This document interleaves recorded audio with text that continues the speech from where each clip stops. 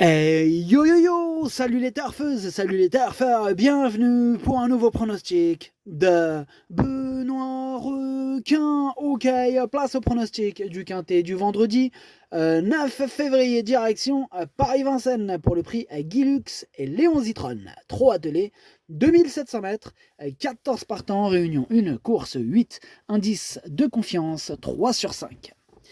Petit retour sur le quintet du mercredi 7 février. Ah, il y a eu du trouble fait à l'arrivée. Et cette vidéo, je la tourne avant l'arrivée du quintet de ce jeudi.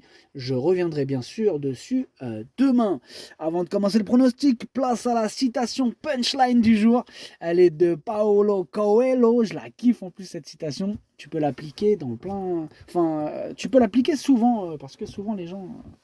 Ah, qu'est-ce que tu veux? Bref, je vous la sors.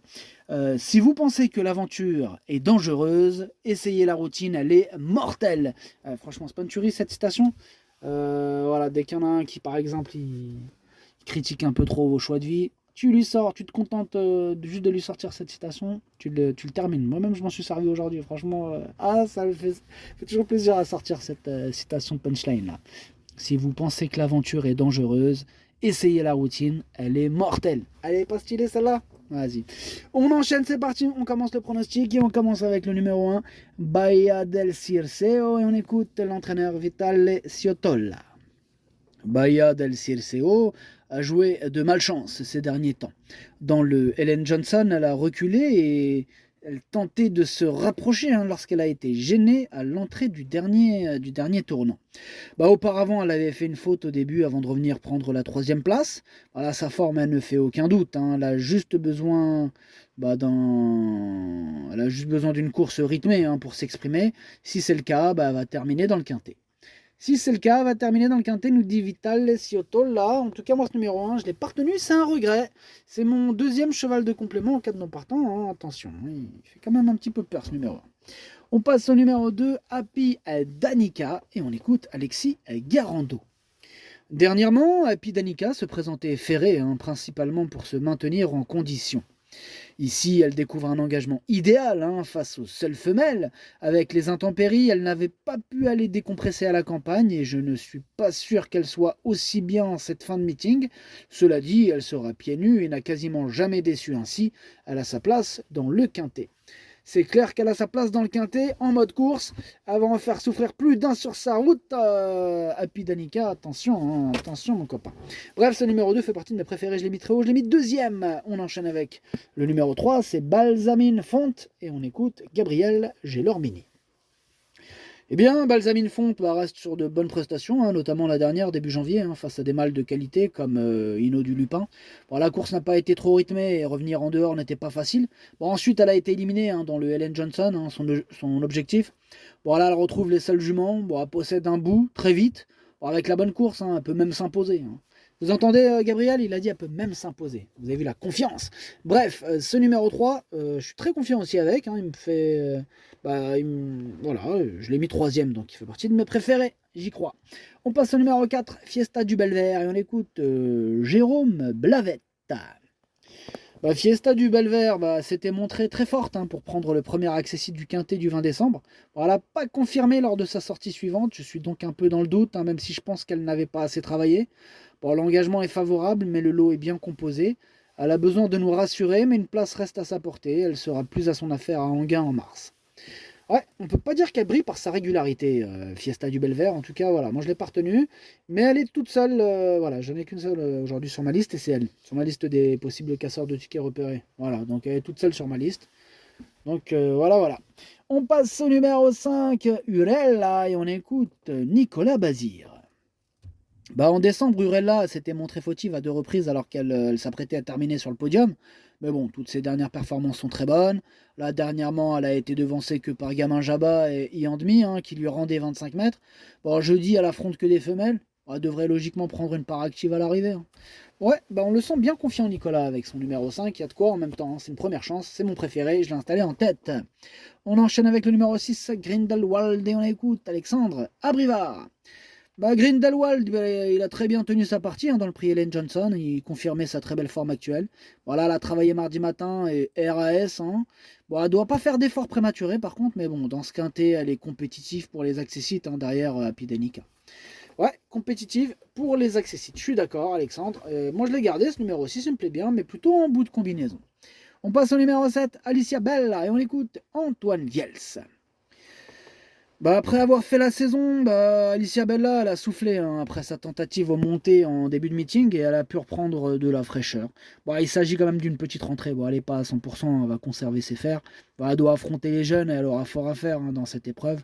Il faut sans doute la revoir en prévision de la province ce printemps. Donc Antoine Viels nous conseille de l'écarter, clairement. Et c'est ce que j'ai fait, je l'ai rayé, ce numéro 7. On passe au numéro 8, Félux Cernez, et on écoute Stéphane Cinglan. Félux Cernez, là, elle a joué de malchance, Cagne, lors de sa dernière sortie, reculant avec les relais. Bon, ça peut arriver. Sans cela, la deuxième place était envisageable. Elle courait déjà très bien dans la Côte d'Azur. Voilà. Là, l'engagement face au seul jument, ça m'incite à me déplacer. Là, je me dis, que des juments, c'est jouable. Et hop, j'ai dit, je prends le cheval, je fous dans le camion et je monte. Voilà. On est en direct là? Ah non, t'es pas en direct, mais on t'entend quand même. Ah ok. Ouais, donc il va falloir se calmer un petit peu, Stéphane. Je rigole, vas-y, tranquille. Tu peux dire ce que tu veux, ils sont cool. Vas-y, tes coups, continue. Ouais, donc je disais, là, l'engagement face au seul jument, il m'incite à me déplacer, d'autant qu'elle sera éliminée lors de sa prochaine course à Cannes, là. Ouais, éliminée, donc c'est le moment ou jamais. Voilà, faut faire attention aux coups de sang, c'est tout. Voilà. Sinon, ici, elle peut se placer. Ouais, ok, elle peut se placer, Stéphane. Vous entendez, elle peut se placer, et puis croyez-moi que si elle se place, ça va se passer à belle cote en plus. En tout cas, moi, il me plaît bien ce numéro 8. Ouais. Ah, c'est mon petit coup de cœur, ce numéro 8. Attention à lui, je l'ai mis 6ème. On passe au numéro 9, Guinness d'Airfray. On écoute David Thomas. Guinness d'Airfray, c'est vrai que là, elle traverse une très belle période de forme, comme l'attestent ses dernières performances. Là, elle a été devancée que par Hannibal Tuileries lors de sa plus récente tentative. Elle est restée au top. Elle rencontre que des juments cette fois-ci. Ouais, ça va être dans la poche cette histoire. Là, elle sera déférée des antérieurs, munie de petits alus là derrière, ce qui va pas la déranger en plus. Ouais, on est d'accord. Là, elle a encore une très belle carte à jouer. Même si c'est vrai que le lot il est quand même bien composé, faut reconnaître. Il y a une bonne équipe. C'est vrai qu'il y a une bonne équipe, David Thomas, mais malgré ça, on fait confiance à ce numéro 9. Guinness d'Airfray, on l'aime bien. Enfin, je l'aime bien et je l'ai mis 4ème. On passe au numéro 10, Girl de Bassière. On écoute Cyril Chenu. Eh bien, Girl de Bassière, il a connu un parcours épouvantable dans le prix Ellen Johnson avant de très bien finir. Donc voilà. Là, elle a joué de malchance lors de ses dernières sorties. Voilà. Donc moi, perso, je lui renouvelle ma confiance pour cette épreuve. D'ailleurs, elle est toujours aussi bien physiquement. Là, mardi matin, elle m'a beaucoup plu à la plage lors de son travail. C'est vrai qu'elle affronte les plus jeunes, mais bon, elle peut jouer un premier rôle. Un premier rôle carrément. Cyril Chenu est super chaud. Il y en a beaucoup qui sont super chauds aujourd'hui. Ça fait plaisir. Il y a de l'enthousiasme, il y a de l'entrain, c'est bien. C'est bien. Il y a une bonne équipe aujourd'hui. Bref, ce numéro 10, moi aussi, il me fait plaisir. Moi, je l'aime bien. Je l'ai mis 5ème. On enchaîne avec le numéro 11, Fashion Touch. Et on écoute Pierre-Louis de Sonnette. Fashion Touch. Alors, il n'est pas trop en réussite lors de ses derniers parcours. Dernièrement, là, avec le 9, c'était mission impossible. Déjà, c'était chaud, mais en plus, on avait tiré le 9. Laisse tomber. Moi, j'ai jeté l'éponge. Sur la piste, j'ai pris une éponge, je l'ai jetée.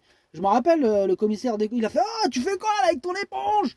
J'ai dit « Je jette l'éponge, tu vas faire quoi ?» On s'est embrouillé. « Ok, Pierre, mais là, tu t'écartes. » Oui, c'est vrai, mais bon, voilà. Je voulais juste dire cette histoire d'éponge, voilà, j'assume, j'ai jeté l'éponge. Ok, bref, qu'est-ce que tu as à nous dire sur Fashion Touch, là, le 11 ? Alors, précédemment, là, en amateur, si elle n'avait tourné, si elle n'avait tourné tout en dehors, elle aurait pu s'imposer. Ah ouais. Je sais pas si c'est très français ce que je viens de dire. En tout cas, tu l'as dit. Maintenant, on continue. Qu'est-ce que je vais dire d'autre ? Elle affiche souplesse et envie le matin. Maintenant, elle a ses gains et face aux plus jeunes, cela se complique, évidemment. J'espère l'avoir accroché une place. On espère. On espère. On décidera quand même de la suite ce printemps. Ok, merci Pierre-Louis de Sonnette pour ce commentaire très complet. En tout cas, moi, ce numéro 11, je ne l'ai pas retenu. On passe au numéro 12, Goutte du Houlbet, et on écoute Frédéric Prat. Goutte du Houlbet, elle s'est montrée fautive un peu après le départ dernièrement à Agen.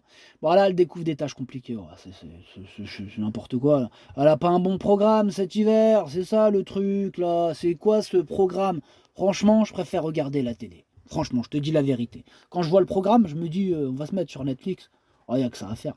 Je sais pas, en plus il pleut, qu'est-ce que je vais sortir le cheval, moi.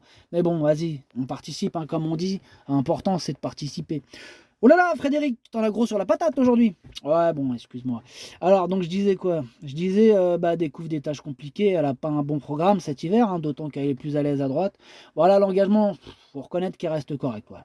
Bon, il n'y a pas de déplacement, mais bon, il y a longtemps qu'elle n'a pas brillé sur les parcours de tenue de Vincennes, c'est ça le problème. Vincennes, je sais pas, elle a du mal avec Vincennes. Donc on revient à Vincennes, je sais même pas pourquoi.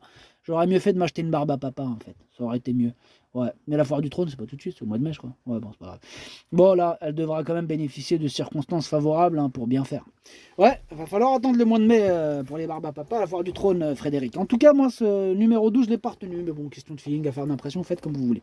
Bref, on passe au numéro 13, c'est Iceland Falls, et on écoute Frédéric Wallin. Bon, je ne m'explique pas sa performance dans le prix Ellen Johnson, hein. Iceland Falls, tout simplement, a été battu de bonne heure. Voilà. Pourtant, à l'entraînement, je vous dis, hein, elle ne montre pas de signe de négatif. Au contraire, elle est toujours tonique, elle travaille très bien. Donc, quelque part, je me questionne, tu vois. Quelque part, je comprends pas. Là, qu'est-ce que je vais vous dire? Ah, honnêtement, là, elle découvre un bel engagement. Ah ouais, au plafond des gains. Là, voilà. Là, j'ai de l'espoir. Là, j'espère la voir se racheter, tu vois. Là, il y a, quelque part dans mes yeux, il y a une petite lumière, tu vois. Il y a des petites étoiles.